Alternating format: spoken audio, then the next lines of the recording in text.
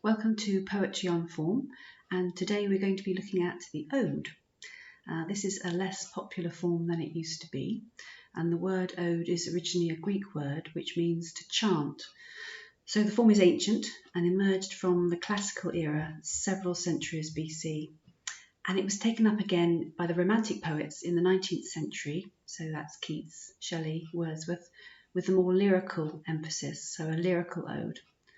The original ode was more of a grand public poem which celebrated a person or an ideal. And there are basically three classical genres of ode: the Sapphic, after the Greek female poet Sappho; the Pindaric, after the Greek poet Pindar; and the Horatian, which is after the Roman poet Horace. Now, these poems didn't rhyme necessarily in their original languages. Looking at the Pindaric ode, this took the form of three stanzas, or as they're known in this form, triads. The first triad was called a strophe, or a turn, which served to state the theme or address the prominent person. The second triad is called the antistrophe, which expresses a different point of view about the theme or the person, or a doubt about them. And then the third triad is called the epode, which unites those two ideas or comes down in favour of one or the other of them. So English odes, the earliest odes in the English language using the strict form were by Edmund Spenser in the 16th century. He wrote two poems, Epithalamium, which is a poem in honour of a bride, and Prothalamium, a nuptial poem, a poem about marriage. And so these poems, they move through three phases of a theme or a topic. So you have a physical description, then you have the meditation on that physical description, and then an insight or a resolution about this topic. So John Keats, let's bring it up to a little bit more up to date. So John Keats wrote 5 great odes. You may well have heard of these: Ode to Autumn, To a Nightingale, On Melancholy, On a Grecian Urn, or To Psyche. So what I'm going to do is read a small excerpt, because some of these are quite long poems, of John Keats's excerpt to Autumn, his Ode to Autumn. And that's quite appropriate at this time of the year as the seasons are turning from summer to autumn.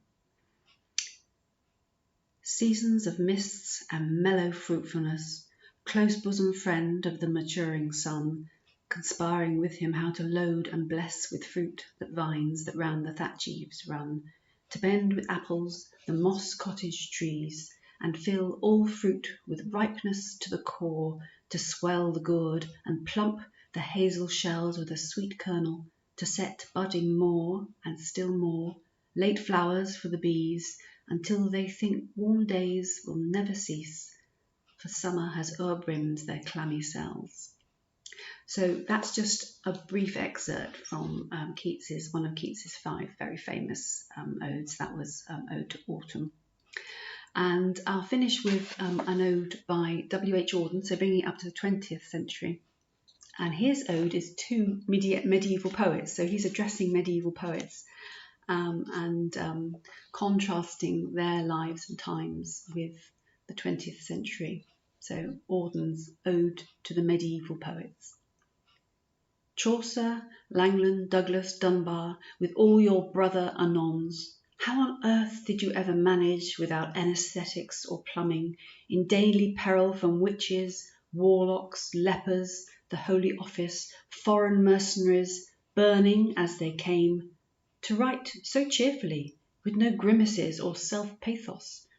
Long-winded you could be, but not vulgar; bawdy, but not grubby; your raucous flightings sheer high-spirited fun, whereas our markers, beset by every creature comfort, immune, they believe, to all superstitions, even at their best, are so often morose or kinky, petrified by their Gorgon egos. We all ask, but I doubt if anyone can really say why all age groups should find our age quite so repulsive. Without its heartless engines, though, you could not tenant my bookshelves, on hand to delect my ear and chuckle my sad flesh. I would gladly just now be turning out verses to applaud a thundery jovial June when the Judas tree is in blossom, but am forbidden by the knowledge that you would have wrought them so much better. So that's the ode.